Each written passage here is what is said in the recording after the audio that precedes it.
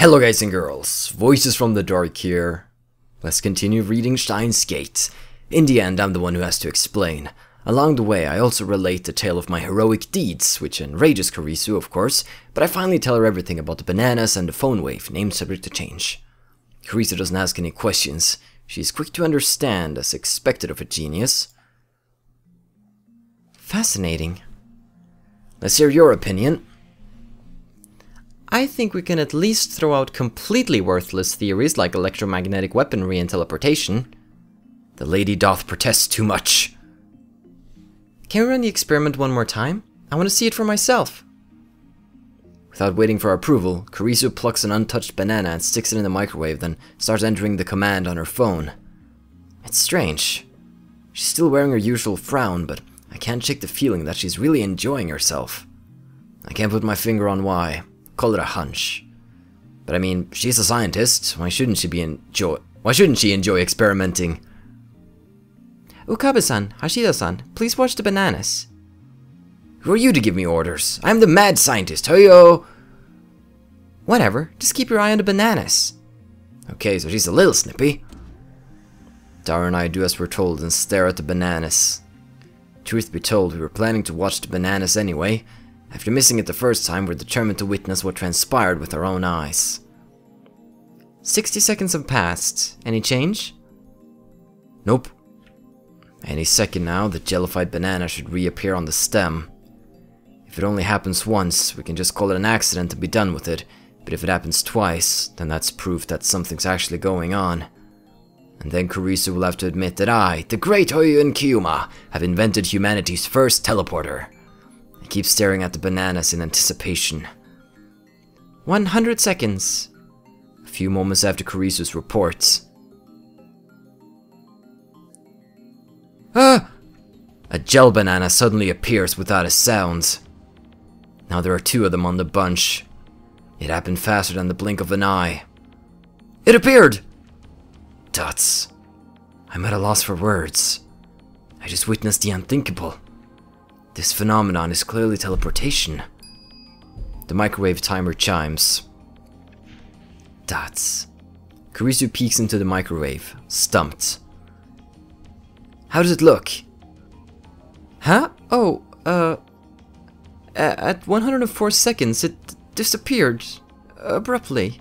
Yeah. She's quite flustered. I don't think many people could remain calm after witnessing such a phenomenon. So it is a teleporter, the first in human history. Dots. Karisu quickly calms down. She furrows her brow and crosses her arms, tapping her right foot as she mutters to herself. Teleportation? Is that even possible? It did move, no matter how unbelievable that may be. Could it be quantum teleportation? No, that only occurs on the quantum level. Well, you're gonna have to go into details here. Oh god. Does not refer to actual teleportation. In 2004, Japanese researchers performed the first successful complete quantum leap experiment.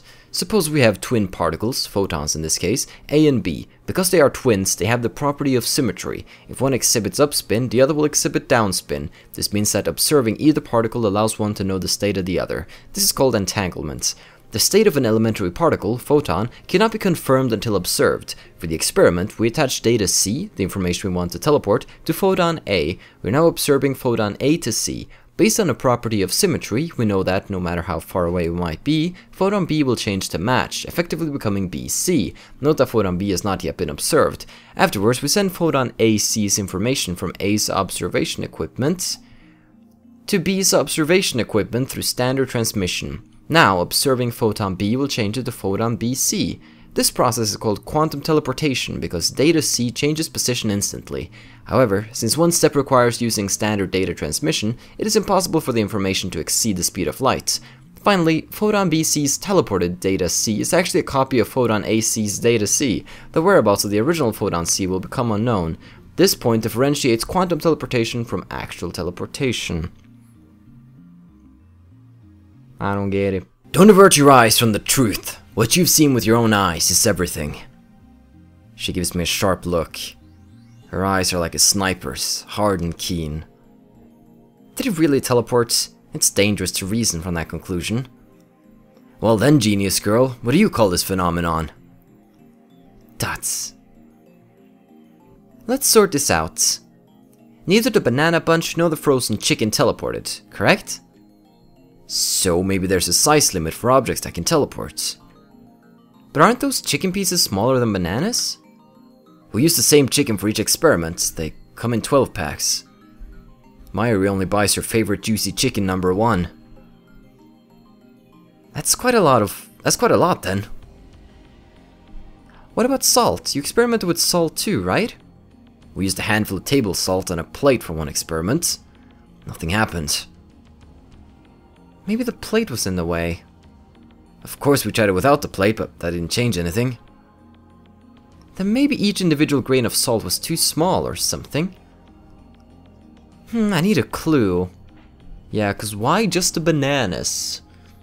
I have theories, but we'll see. Looks like our genius girl's fighting a hard battle. She starts pacing the room, looking a little annoyed.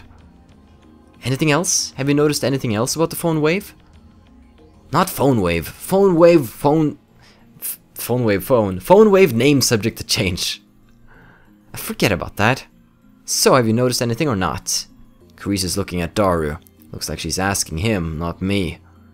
True, he should know more about the PhoneWave name subject to change than I do. He's done all the maintenance on it after all.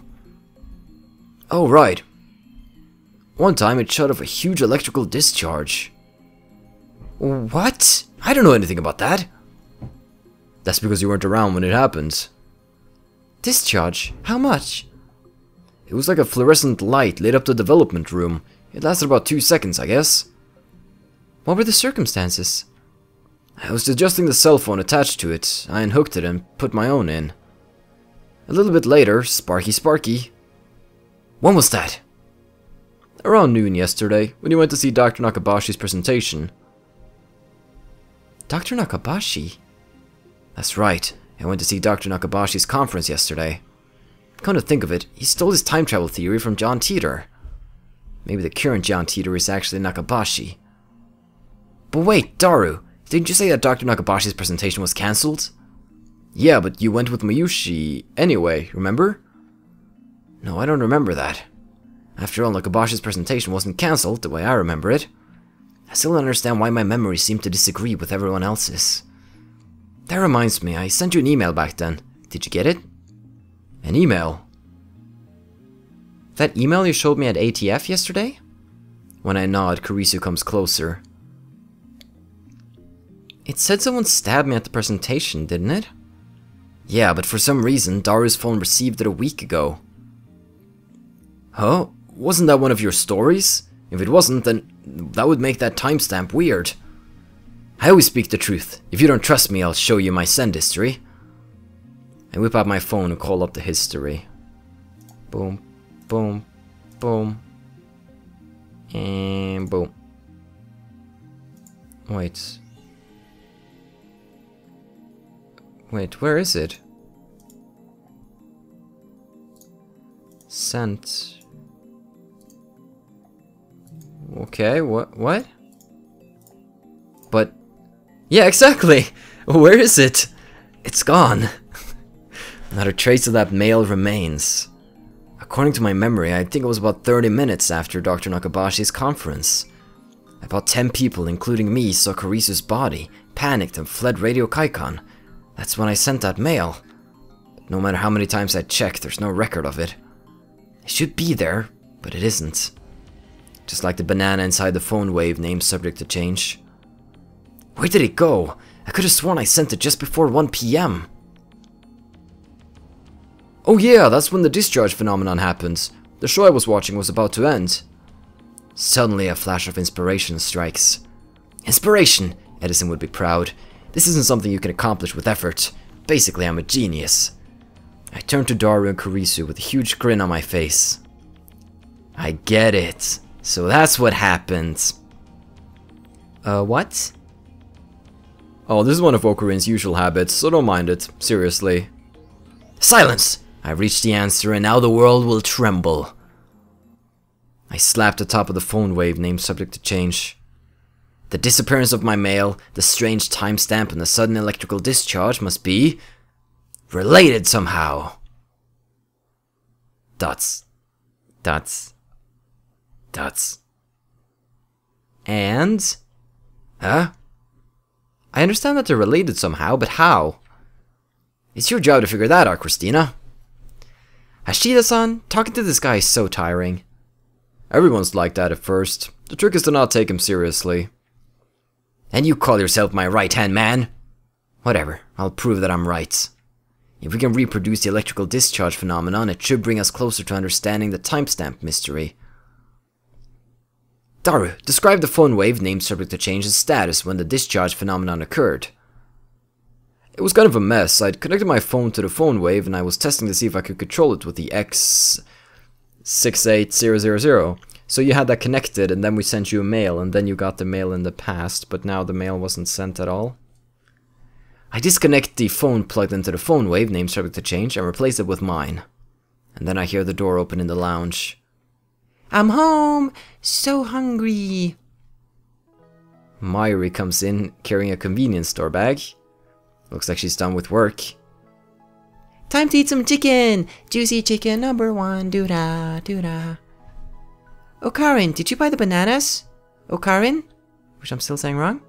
When she enters the development room, her eyes go wide. Huh? We have a guest? Once she notices Kurisu, Mayuri bows her head with her usual smile.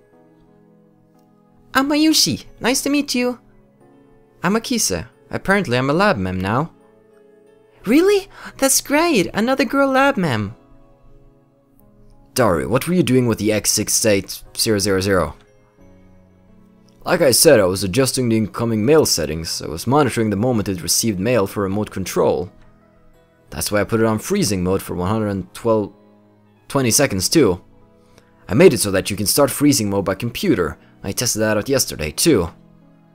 Mayuri, insert the juicy chicken #1 into the PhoneWave, name subject to change. You all want some? I can give you one each. With her usual ditziness, Mayuri puts the chicken inside the microwave. Daru explains what everything on the computer monitor means. Doesn't look that different from using DOS.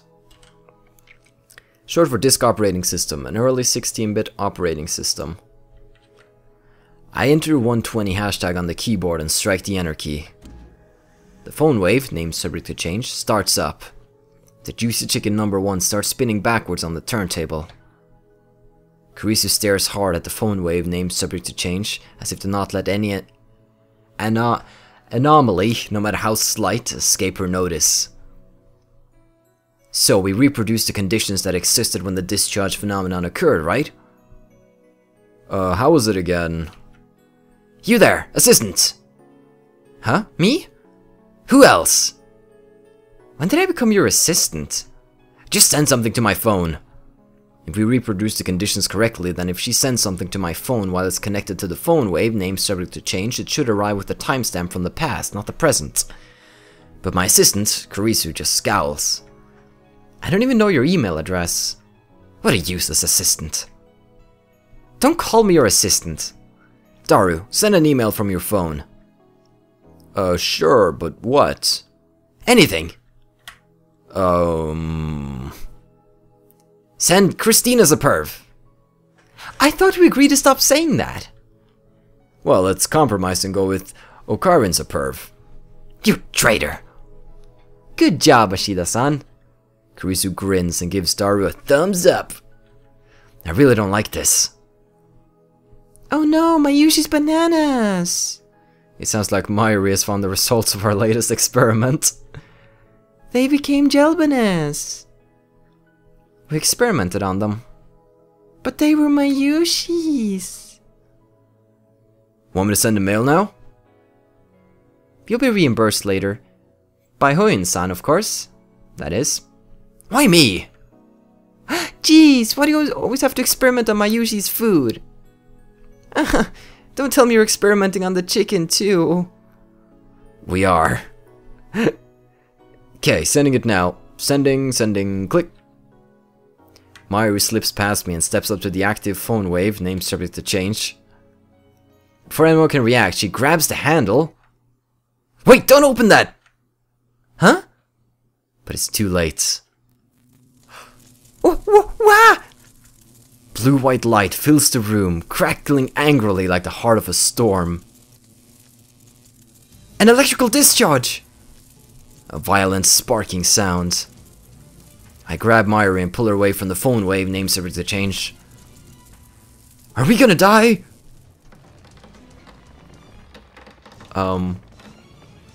What's that?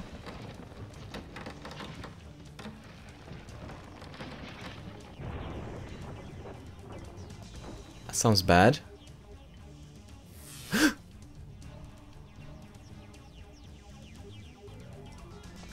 A thin cloud of smoke fills the room. It smells like something's burning.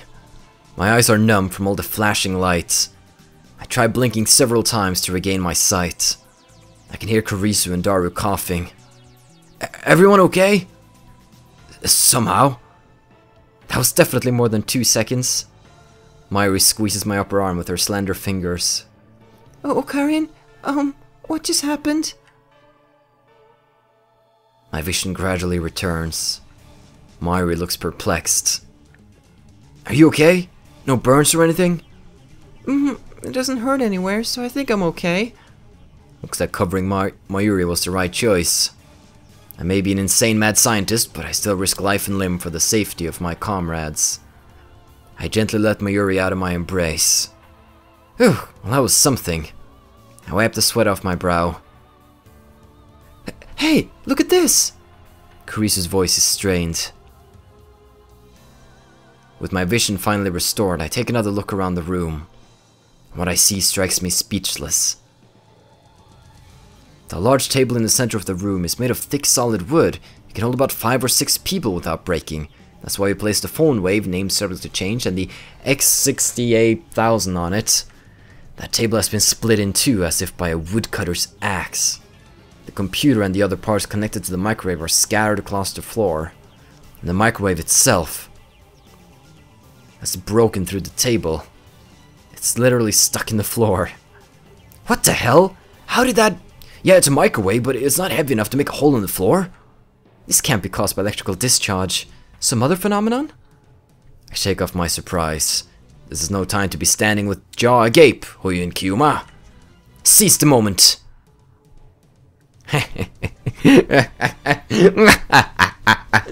Just as my calculations predicted. First some maniacal laughter.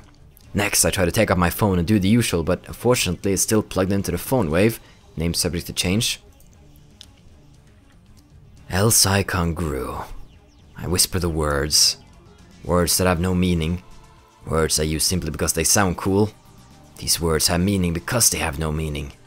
After years of repeated use, just speaking them is enough to calm my heart. So about Mayushi's chicken. Mayuri stands up and looks inside the PhoneWave, name subject to change. It's embedded in the floor, but she somehow manages to pry the door open. Mayushi's chicken is all burnt black. I pat Mayuri's shoulder to cheer her up. Juicy Chicken number 1 made a noble sacrifice for the progress of science. Let us pray for his happiness in the next life. The chicken doesn't matter. Right now we need to determine what happened with the phone. What? It doesn't matter. That's so mean, Christina-chan. Hey, Hoyu and Kyuma, do something about this. Mayushi-san learned my name wrong. More importantly, we need ventilation. Silence, all of you. I fix everyone with an overpowering stare. They shall be remembered as the moment that the greatest experiment of the century succeeded and brought humanity a step forward in a new direction. These guys have no right to ruin that with their foolish talk. My heart pounding, I detach my phone from the PhoneWave, name subject to change. Luckily, it's completely unharmed. I open it. It still works. I bring up the list of received emails. New emails should come at the top. However, my heart beats even faster. Topmost email isn't the one Daru sent before the discharge occurred. Is it the one at the bottom? This impossible phenomenon is exactly what I was hoping for. I look back through my email history. And there, I find it. Yep, it's at the bottom. Okarinsa...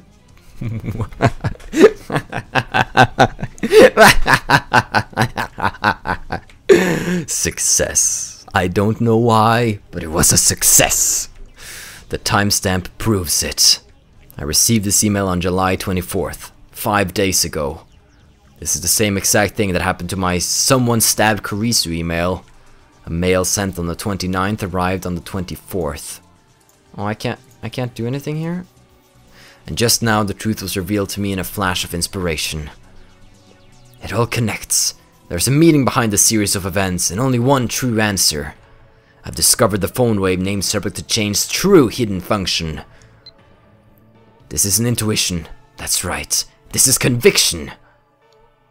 Just spit it out. What do you think it is? I feel my lips twist into a grin. I meet Kurisu's glare head on.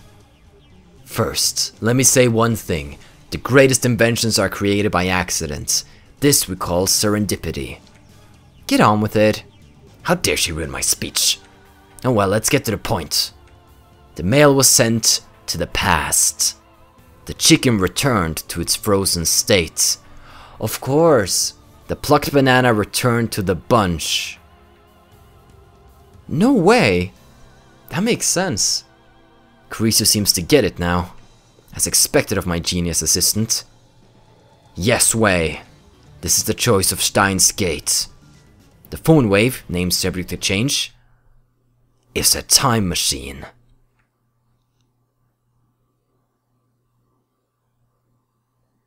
Chapter 2, Interpreter Rendezvous. Damn!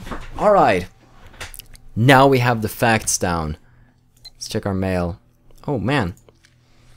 Mueka here. Are you a student, Okabe-kun? Are you on summer break? Mueka.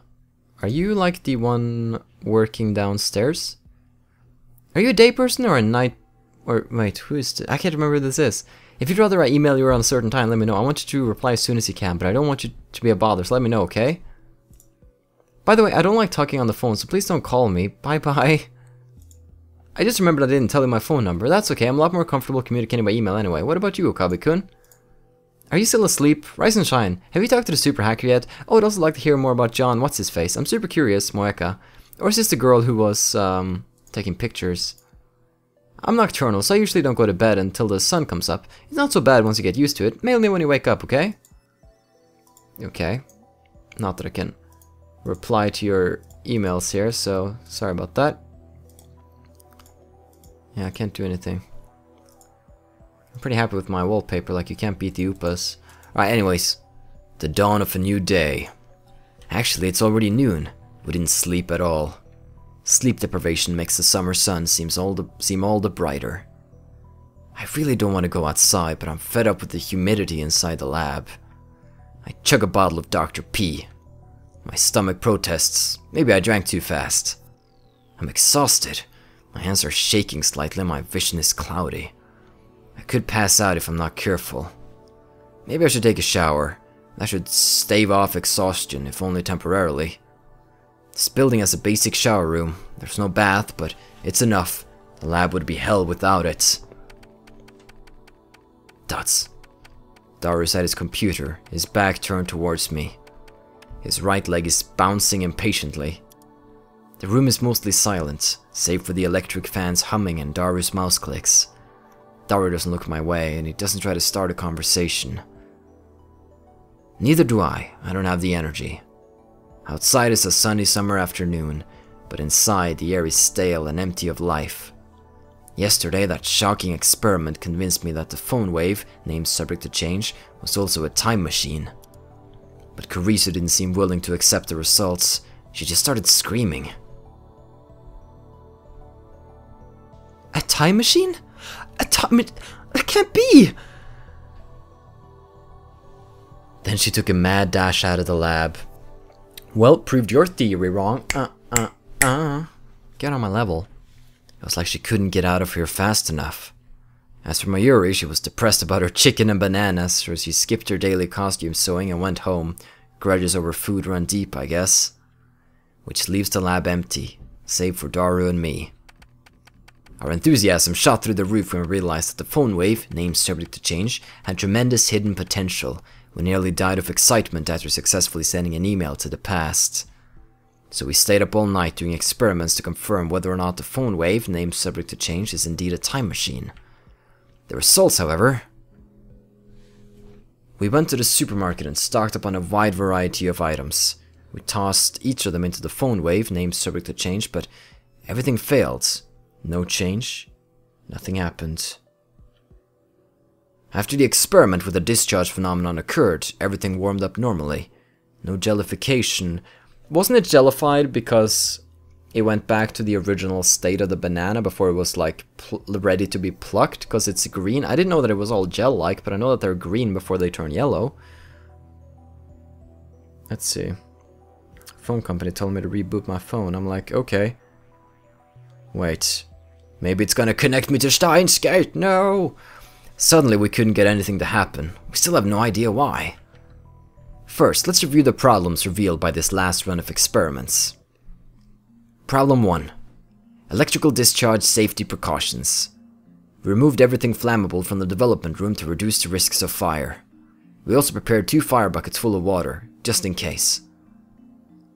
But that's not a fundamental solution. We'll keep an eye out from now on, but if things get dangerous, we should seriously consider relocating our experiments. Problem 2. Mass increase. When the discharge phenomenon occurs, the PhoneWave, named subject to change, suddenly gains mass for unknown reasons. Because of this, the microwave broke the table and made a dent in the floor. That's not very good. To deal with the issue, we placed the microwave on the floor. We spread cushions and blankets underneath. This hides a hole in the floor too. Yeah, we don't want Mr. Brown to figure out. It's only a temporary fix though. If we make any more holes, Mr. Brown is quite capable of raising my rent. And that's to say nothing of the calamity it would cause if it falls through the floor. Anyway, we need to find the source of the mass increase. If amateurs like us even can, that is. But the first 2 problems pale before the third. This last problem is critical. Until we solve it, we can't even really experiment with the PhoneWave, named subject to change. Problem 3. We're not even sure of the necessary conditions to send email to the past. No matter how many times we tried, we couldn't pin down a single condition. We spent the entire night doing trial and error. We tried over 40 different things, but not once could we reproduce the discharge phenomenon. I had the idea that opening the microwave door was the key. That theory was proven false. There might be something else I'm missing, but for now we're at an impasse? We started off in high spirits, but grew more and more frustrated as time progressed, which brings us to the present. Honestly, I gave up. That's why I spent the entire morning lazing about like this. Ooh, another email pops up on my phone.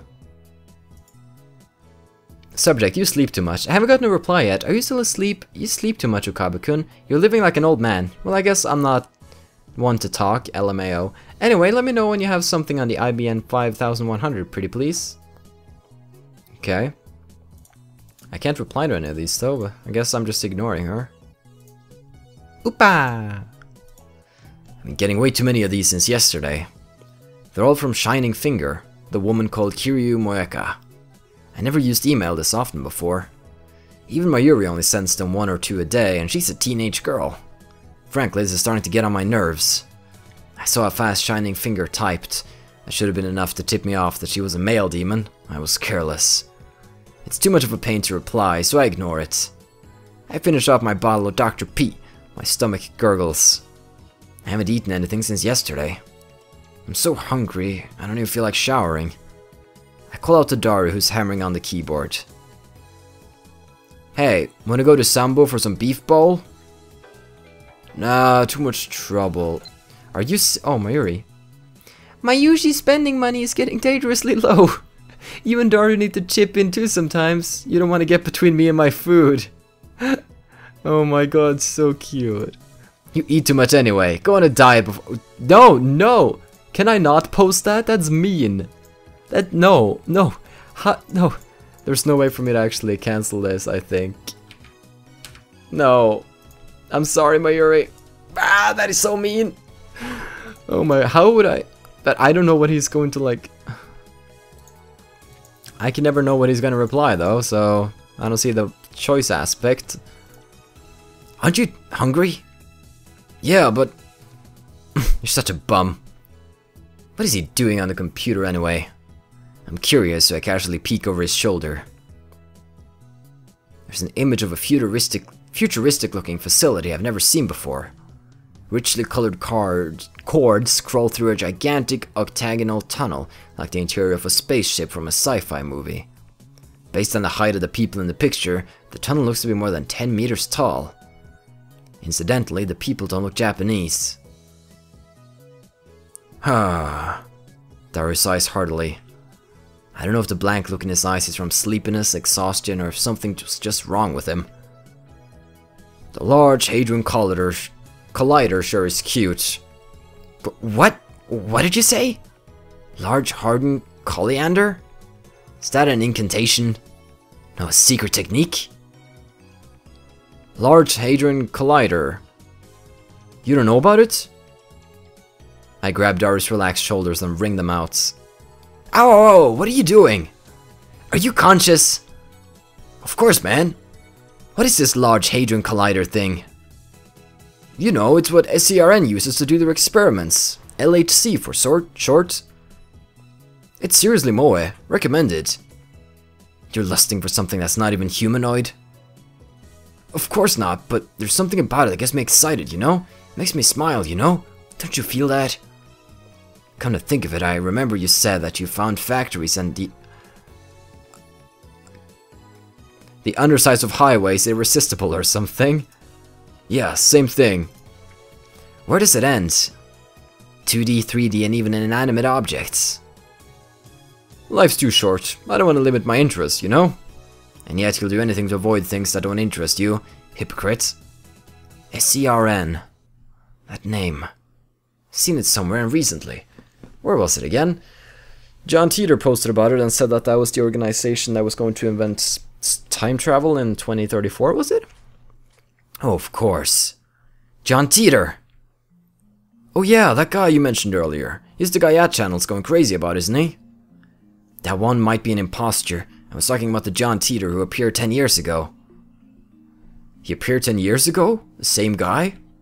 I'd hope that Daru would remember, but no such luck. Anyway, John Teeter mentioned SCRN.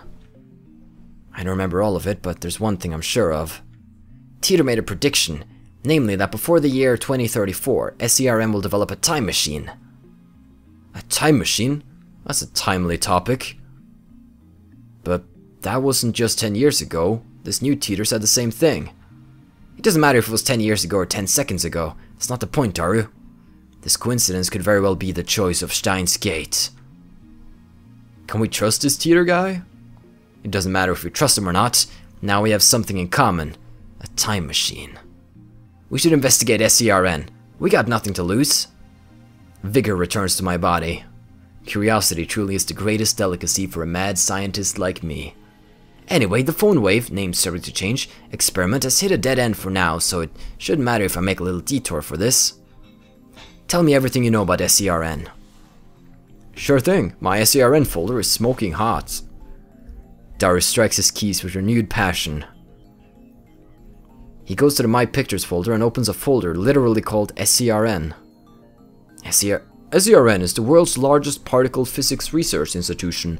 It's popularly called the European Laboratory for Particle Physics or the European Organization for Nuclear Research.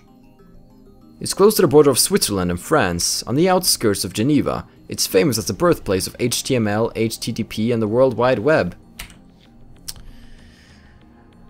Abbreviated as www, also simply called the web, the standardized document system used on the internet. Now let's go over to the other terms here. Back. HTML, hypertext markup language, a language used to design web page documents, allows the embedding of images, video, sound, and hyperlinks. Hypertext transfer protocol, the communication protocol used to transfer data like HTML between a browser and a web server. Alright.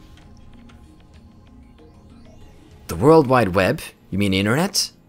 Bingo. That thing at the beginning of most URLs? SCRN invented that? All I know about SCRN is what I read in is what I read Teeter's book. I never knew they were that amazing. Most people aren't aware, but there's a Japanese research team working at SERN too. What sort of research does SERN do? Particle physics, mostly. SERN can do experiments no one else can because they have the biggest particle accelerators in the world. The low-energy anti-proton ring, the proton synchrotron booster, the large electron positron collider. And the big boss is the largest accelerator in the world, the LHC, Large Hadron Collider TAN. TAN? Utaku possessed the ability to I hate that word. To anthropomorphize in moe form just about anything in the world simply by sticking tan at the end of its name. Tan, I guess. Daru's power encompass even particle accelerators. To represent a non-human entity as a humanoid character, animals and military hardware are among the most common subjects, but anything can be anthropomorphized. Even abstract concepts, chemical elements, and countries. Daru doesn't seem to notice my shock. He just brings up the next image. The LHC is a 27-kilometer long circular tunnel built underneath SERN's headquarters. Okay, that's pretty big. Its purpose is to smash protons together in the hope of creating unknown elementary particle reactions. They started experimenting last year. Before they started, there were rumors that the experiments might create mini black holes. Oh no, those mini black holes will swallow the Earth, the universe is in danger, etc. Mini black holes. I'm pretty sure Teeter said his time machine used mini black holes. Are the things he said about SERN true? What's the possibility of that actually happening? 100% that it won't. SERN officially denies it. Let's say a mini black hole was formed. The amount of energy would be so tiny that it would disappear instantly upon formation. It would be impossible for it to swallow the world. But where there's smoke, there's fire. If I remember correctly, Teeter claimed that SERN began time machine research in 2001. In 2034, they complete the time machine. Right now it's 2010. If they actually started that research, it would have been 9 years ago. According to their official announcements, they only began experimenting in 2008. That's suspicious. Of course, that's assuming Teeter's story is true. Some of Teeter's predictions were on the mark, but most weren't. I'm also perplexed by how everyone around me seems to have forgotten about Teeter's 2000 appearance. There's something important in Teeter's tale. Or at least I want there to be. I take up my phone and put it to my ear. It's me. Don't be surprised. I've sniffed out an evil conspiracy. John Teeter, SERN. You see where I'm going with this? Yeah, that's right. You're likely connected to the organization. Coincidence? Come now, don't disappoint me. What? Evidence? Well, if you must know, whispers. Whispers of my mad scientist intuition. Those bastards are trying to destroy the world. Yeah, with mini black holes.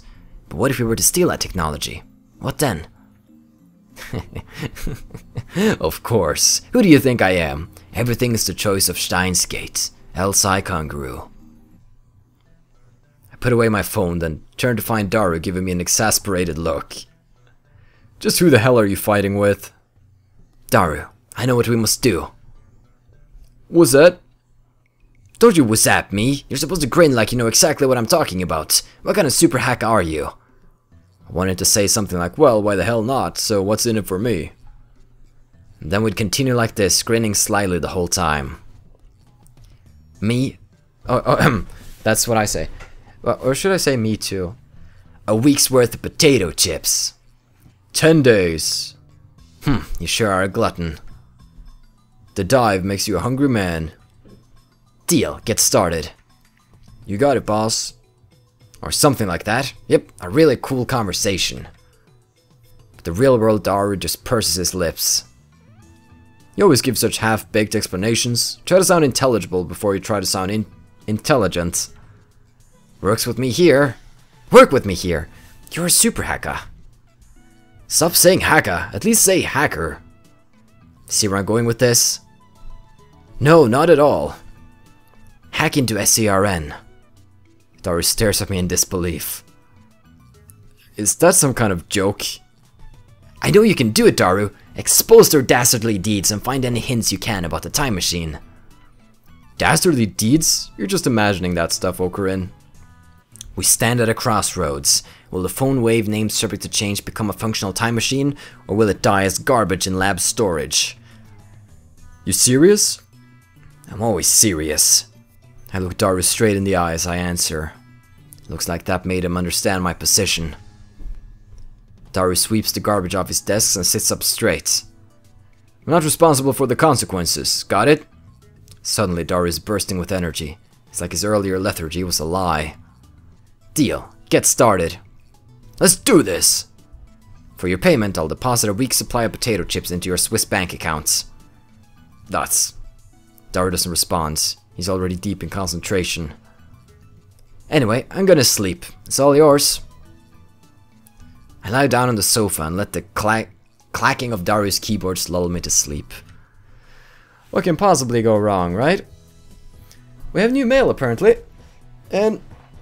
we'll check that out quickly. What's up? Faris. Or Faris. There's... I don't know. I haven't actually gotten to this scene in the anime. Subject. Original sin level rising to 180%. Kyuma, when operating in the mundane world, you're supposed to be discreet, yeah?